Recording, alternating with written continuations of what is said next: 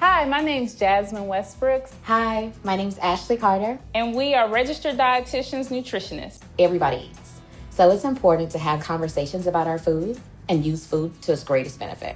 Including heart-healthy ingredients such as fiber-rich foods, low-sodium options, healthier fats are essential for a good heart.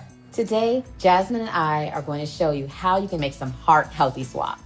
It's not as hard as you think. We're going to walk you through some steps to take the ingredients that you may have in your pantry right now and substitute them for heart-healthy ingredients. The key is to take the foods you already like and just make small modifications. Some typical things in your cabinet that may be high in sodium will include canned foods, potato chips, even some of your sauces. Yes, it is possible for heart-healthy foods to still taste good. You just want to use more herbs and spices compared to prepackaged seasonings. All right, Jazz, let's get it started. What's a heart-healthy snack you recommend? Let's talk about apple chips.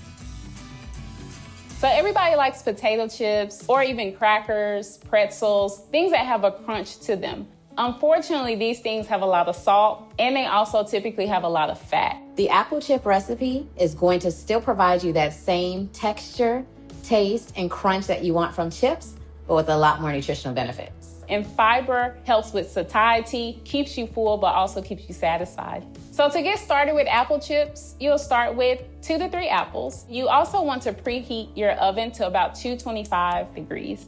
The next step is to cut the apples in quarters or use a mandolin slicer or apple slicer to get the apples to the correct thickness that you desire. So then once you slice them, you want to place them on parchment paper, lay them flat, not touching each other. Next on your list, you will have cinnamon, nutmeg, and ginger, which are high with antioxidants.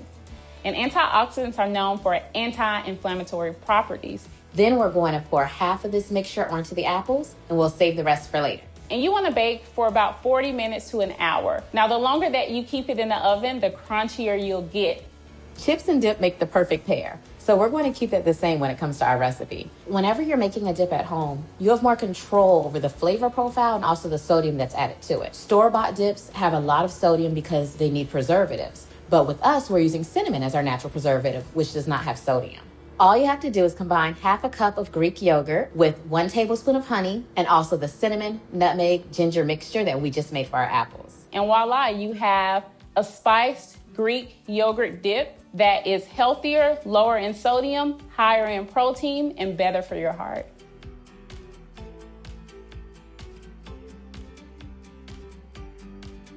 All right, Jazz, let's share one of our favorite recipes for our main course. Let's make a turkey burger. So turkey provides a source of protein without as much fat compared to a beef burger. The key ingredients that you'll need first will include 2/3 cup of breadcrumbs, half a cup of plain Greek yogurt, about 1/4 cup of minced onions. And I love onions. They give such a flavor profile. We're also going to add garlic, black pepper, chili powder, cumin, cayenne pepper, a little bit of salt, and then of course, a little bit of olive oil. These spices are beneficial because they'll give you antioxidants. Let's start with the dry ingredients first. Take the breadcrumbs, the minced onions, the garlic, cumin, the chili powder, cayenne pepper as well, and half a teaspoon of salt, and combine and mix very well. If your diet restricts salt, that's fine. You can eliminate the salt. Next, you want to combine your low-fat Greek yogurt to that turkey because it gives a moist, juicy outcome, kind of similar to that beef burger that you love. And then add seasoning. So we're going to take the seasoning that we just prepared and add this into the turkey and Greek yogurt mix. You want to divide that mixture into about 4 small patties, about the size of the palm of your hand. Set them in the refrigerator for about 1 to 2 hours roughly, and that's going to really marinate those spices together to give such an infusion that you will love. Take it out, pan sear it on high heat for about 2 minutes on each side, and reduce the heat to medium-high heat and cook on each side until no longer pink in the inside. Carbs are very important, so we want to keep the bun intact, but just switch it for a healthier alternative like the whole wheat. That way we can make sure that we're getting more nutrients in our diet. Add your whole wheat bun to the pan for a little bit of crispiness on each side, but we're not done just yet. We have to add some other benefits. Any lettuce that you prefer, tomato, avocado, sliced onion. So a good thing about avocado is it replaces a lot of unhealthy things we may typically put in our burger. So you can swap an avocado for cheese, you can swap it for mayonnaise, or any other type of unhealthy fat that would typically be added to a burger. So we can't have a burger without fries, right? Let's try to bake these with sweet potatoes. Another great thing about sweet potatoes is that bright orange color. That bright color comes from beta carotene, which is an antioxidant. So that's going to help with inflammation. But also for your plate, it just looks gorgeous. So what you'll need is about 2 to 3 sweet potatoes, garlic powder, rosemary, and a little bit of olive oil. So what we want to do is preheat our oven to about 400 degrees. So we're going to take the potato, keep the skin on because that's where a lot of the nutrients can be found. Chop it in half and continue to slice it until it's the size that you desire for your French fries. But just remember that the smaller fries are going to bake a little bit quicker, so you may want to bake it for less time.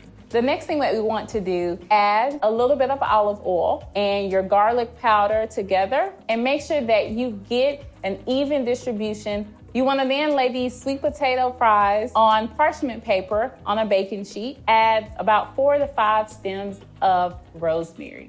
And we'll let them cook for about 7 to 8 minutes on each side. Once they're done, dash a sprinkle of salt on top and enjoy. Remember, if you have any type of sodium restrictions, this recipe is still great without that dash of salt. You may just want to add a little bit more garlic. If you want to add a little spice, you can make a quick chipotle dip. You can do this by taking your Greek yogurt and combining some of the cayenne pepper.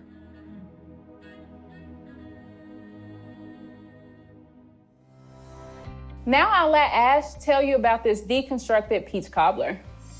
You can keep peaches in your pantry year-round, so even if they're not in season, you can still enjoy this dish. We're making peaches a star of this recipe because they provide immune support. They're rich in vitamin C and antioxidants, and that will help you stay well all year round. For the deconstructed peach cobbler, we're going to use canned peaches. An easy tip for your canned fruits and vegetables is to always rinse them before using it. By rinsing them, you're going to decrease the sodium or salt. That's a really good point. And don't worry about losing the sweet flavor. We're going to get that right back when we add honey. So peach cobblers are well known for its flaky crust. So we don't want to get rid of that, but we do want to get rid of the flour and sugar that comes along with it. Walnuts are a great swap because it doesn't provide empty calories like flour and sugar does. Honey is going to provide phenols, which is going to help decrease oxidative stress, which leads to free radicals. To start our deconstructed peach cobbler, preheat the oven to 350 degrees and line a baking pan with parchment paper. To make our candied walnuts, we're going to take honey, nutmeg, half the amount of cinnamon, and a pinch of salt and combine it into a bowl. Toss the walnuts into this bowl and mix well so that we get all that great flavor to candy coated. Spread the walnuts evenly over a baking pan and bake for 7 minutes.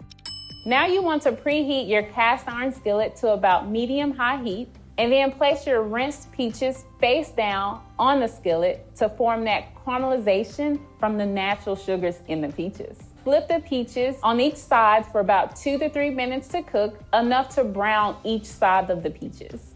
Next, sprinkle a little bit of cinnamon for extra flavor and infusement of taste. Now that our peaches are nice and brown, we're going to take the walnuts out of the oven and pour those perfect crusted walnuts over on top of the peaches. We're going to serve it up right by taking a dollop of Greek yogurt to give us that hot, cold sensation that we love about peach cobbler.